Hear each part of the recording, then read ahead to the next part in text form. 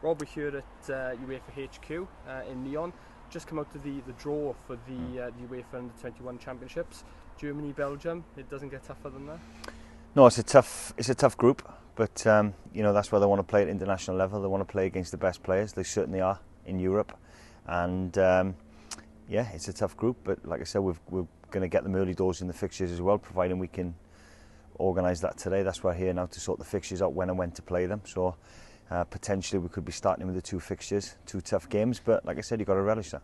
Yeah, and it's a fantastic opportunity for the players as well, isn't it, in terms of being pitted against basically the best in Europe at this level. In Germany, they were the top seeds.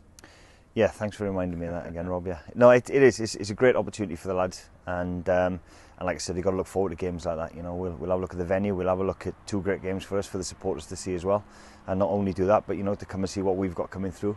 Over the last couple of years, we've seen that, you know, there's been this conveyor belt the players go through, so there is more coming through from the 19s and 17s, which will be given an opportunity with the 21s, and it's a great opportunity for them to, like you said, play against the best in Europe. And of course, from a development point of view, that's the main aim of your job, to be supplying players to the senior team. Just tell us a little bit about that. You know, the opportunities that these players now get through under-21s to be spotted and taken into that senior team. Well, certainly against the last two games, certainly the last game against Switzerland, I thought the boys were excellent. I thought we were, well, I know for a fact we were without 10 players that were with the first team that could have been still eligible to play for the 21s in that game. So that's a good sign. You know, it's good that 4 of them played against Ireland for Ryan, for the first team.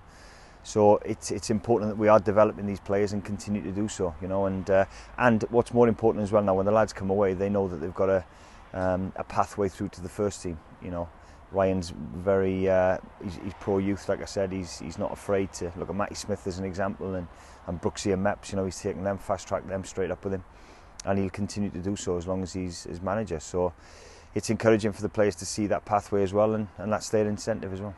And just finally as well, in terms of yourself, you know, you've got your feet well under the table now in this role. What does this position mean to you, and the opportunity you have as part of the Wales setup?